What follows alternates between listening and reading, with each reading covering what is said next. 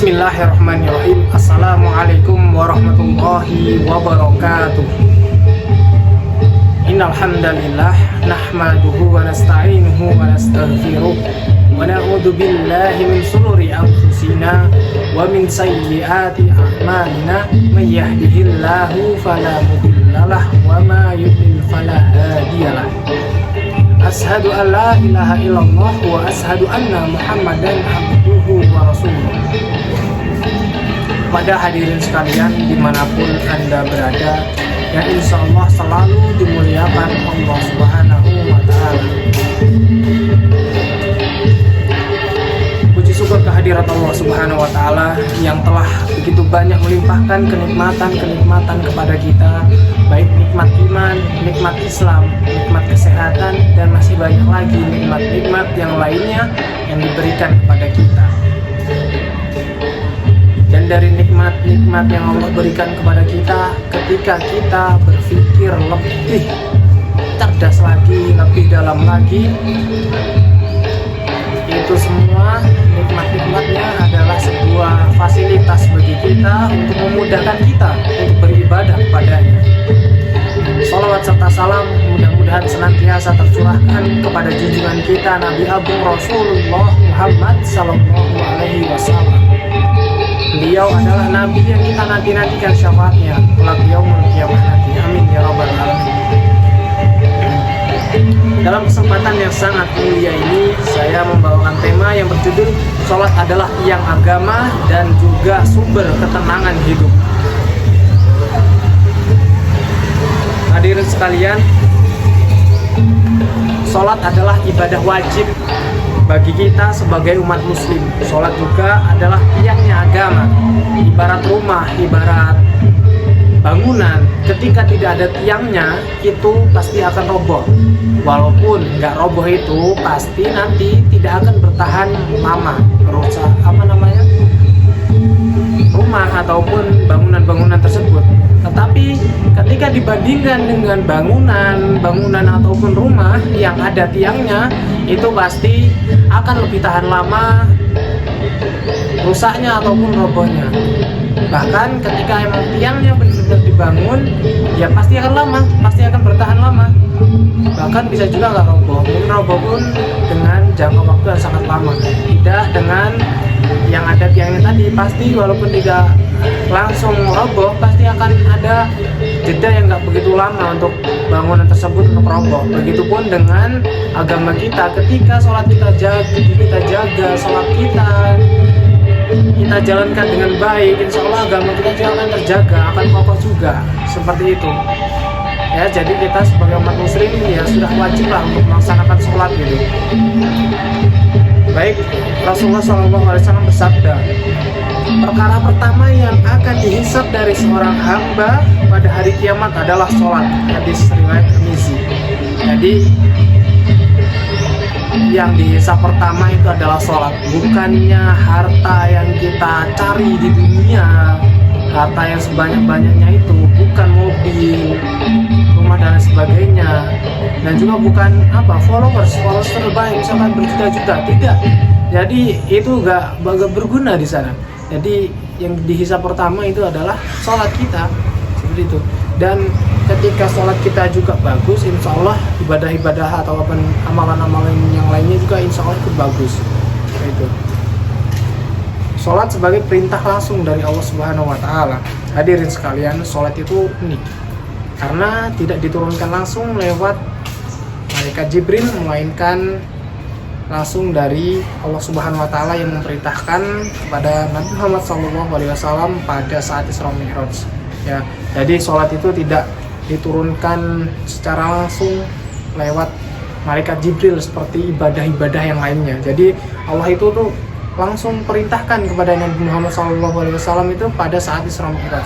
Pada waktu itu awalnya sholat itu 50 waktu dalam sehari. Bayangkan ketika 50 waktu dalam sehari. Kita saja pada saat ini yang 5 waktu saja masih banyak sekali yang lalai terhadap sholat.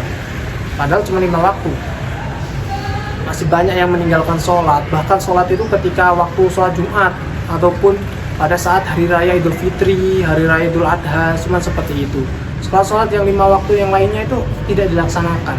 Banyak sekali yang saat ini masih seperti itu. Ya, jadi ini sebuah refleksi lah bagi kita semua bahwasanya kita itu sudah dimudahkan sama Allah Subhanahu wa taala untuk beribadah kepadanya. Contohnya ya tadi 50 waktu, bayangkan bisa menjadi 5 waktu yang saat ini. Itu sungguh luar biasa, Allah Subhanahu wa taala memudahkan kita untuk beribadah kepadanya.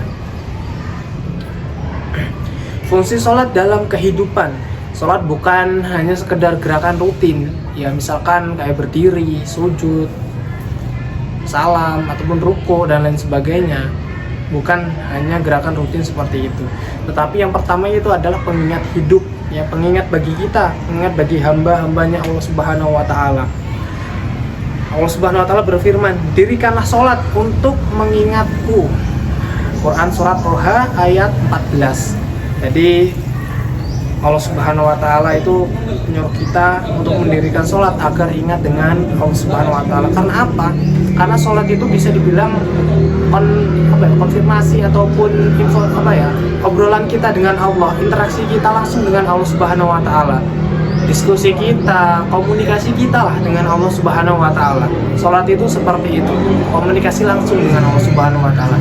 Jadi ketika kita melaksanakan sholat itu ya kita komunikasi dengan Allah. Jadi jangan sampai ketika kita melaksanakan sholat kita main-main sholatnya, kita nggak khusyuk, kita malah apalagi nggak melaksanakan sholat. Berarti ketika kita tidak melaksanakan sholat ataupun tidak pernah melaksanakan sholat, berarti sama saja kita tidak pernah komunikasi dengan Allah Subhanahu wa taala. Seperti itu ya. Jadi ayolah kita untuk senantiasa melaksanakan sholat. Untuk kita itu interaksi langsung. Salah satu cara untuk interaksi langsung ataupun komunikasi langsung dengan Allah Subhanahu wa taala itu yaitu melaksanakan sholat. Nah, yang kedua itu ada pencegah perbuatan buruk. Sesungguhnya sholat itu mencegah dari perbuatan keji dan munkar. Quran surat Al-Ankabut ayat 45. Ya, kalau misalkan sholat kita belum mencegah maksiat, itu berarti bukan yang salah itu bukan sholatnya, tetapi cara sholat kita yang perlu diperbaiki. Mungkin sholat kita masih belum khusyuk, masih wudunya masih belum benar misalkan, sehingga membuat sholat kita tidak tenang, tidak khusyuk banyak. Terus misalkan sholat kita itu masih gerakannya itu salah, mungkin seperti itu. Jadi bukan sholatnya, tetapi cara sholat kita yang harus kita perbaiki. Terus yang ketiga itu ada sumber ketenangan. Orang yang rajin sholat biasanya lebih tenang, hidupnya lebih tenang, aman, nyaman, damai seperti itu. Karena dia itu punya tempat curhatnya itu dengan Allah Subhanahu wa taala. Jadi curhat terbaik itu ya dengan Allah Subhanahu wa taala. Seperti yang saya bilang tadi bahwasanya komunikasi dengan Allah itu salah satunya itu dengan melaksanakan sholat. Terus masalah yang sering terjadi dalam sholat, hadirin sekalian, jujur saja, masalah sholat kita bukan tidak tahu, tapi tidak konsisten, benar nggak? Mungkin semua orang di dunia ini, khususnya ya orang Islam pasti sudah tahu lah terkait sholat. Bahkan yang non muslim aja tahu bahwasanya sholat, terus misalkan apalagi azan. Non muslim itu pasti ya hampir tiap hari lah untuk mendengarkan azan dari orang-orang muslim yang melaksanakan azan seperti itu ketika waktunya sholat sudah datang. Bahkan mungkin ya non muslim aja bisa hafal bacaan ataupun lafaz azan itu, bisa jadi itu karena ya setiap hari beliau mendengarkan. Tetapi kita yang sebagai yang menganut agama tersebut, tetapi ketika mendengar azan malah kita yang tidak terpanggil hatinya, kita melalaikan, kita terlihat sepele lah, cuman azan aja, terlihatnya seperti itu. Padahal itu adalah panggilan yang sangat panggilan yang sangat luar biasa, suara panggilan yang sangat-sangat istimewa azan itu sebenarnya ya. Jadi kita ketika mendengarkan azan ya ayo kita mulai dari sekarang. Mungkin yang dari kemarin masih belum hatinya itu masih belum tergugah untuk melaksanakan sholat, belum masih nanti, ya ayo kita mulai dari sekarang, sedikit demi sedikit. Insya Allah kita nanti terbiasa untuk melaksanakan sholat. Ya lebih baik sedikit demi sedikit tapi ada progres yang baik daripada tidak sama sekali, teman-teman semuanya. Ya.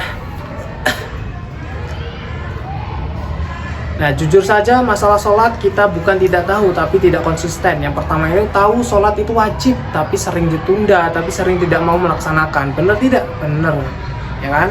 Itu. Terus yang kedua itu ada tahu pahalanya besar tapi lebih cepat buka HP daripada ambil wudhu. Betul tidak? Ya betul dong, saat ini emang seperti itu kebanyakan ya hadirin sekalian.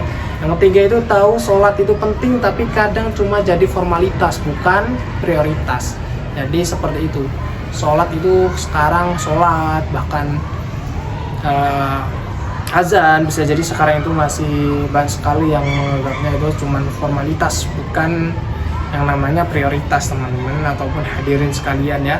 Ada yang sholat tapi pikirannya kemana-mana. Nah ini takbir misalkan tapi ingat cicilan hutang, belum makan, seperti itu ya. Jadi ini adalah tanda bahwa fisik kita sholat tapi hati kita itu belum sepenuhnya hadir dalam sholat tersebut, masih kemana-mana, masih belum khusyuk lah, intinya seperti itu. Jadi kita sebagai hambanya Allah Subhanahu wa Ta'ala yang ketika sholat itu adalah sebuah komunikasi dengan Allah Subhanahu wa Ta'ala, ya ayo kita perbaiki niat kita, perbaikilah kualitas sholat kita ya, dari niat, dari tepat waktu sholatnya, pahami bacaan, khusyuk dalam sholatnya, seperti itu. Dan juga sholat itu adalah sebagai penolong di saat kita itu sulit. Allah Subhanahu wa Ta'ala berfirman, jadikanlah sabar dan sholat sebagai penolongmu. Quran surat Al-Baqarah ayat 45. Saat hidup terasa berat itu masalah ekonomi misalkan, keluarga, pendidikan, tekanan hidup, itu jangan lari dari sholat, tapi larilah ke dalam sholat ya. Jadi jangan sampai kita ketika ada ujian-ujian tersebut kita malah lari dari sholat, bukannya malah lari untuk melaksanakan sholat, seperti itu. Mungkin paham ya sampai sini ya untuk hadirin sekalian. Mungkin itu sih yang dapat saya sampaikan pada kesempatan kali ini ya, hadirin sekalian yang saya muliakan. Mari kita jujur pada diri kita sendiri. Sudahkah kita sholat dengan benar? Sudahkah sholat kita tepat waktu? Sudahkah sholat kita untuk mendekatkan diri kita kepada Allah Subhanahu wa Ta'ala, ataupun cuman yang saya bilang tadi yaitu formalitas. Jadi harus benar-benar kita perbaiki kualitas sholat kita, yang mana sholat itu adalah sebuah komunikasi langsung kepada Allah Subhanahu wa Ta'ala. Mungkin itu yang dapat saya sampaikan dalam kesempatan kali ini. Kurang lebihnya saya mohon maaf. Kepada Allah saya mohon ampun. Saya akhiri, nun wal qalami wa ma yasturun fastabiqul khairat. Wassalamualaikum warahmatullahi wabarakatuh.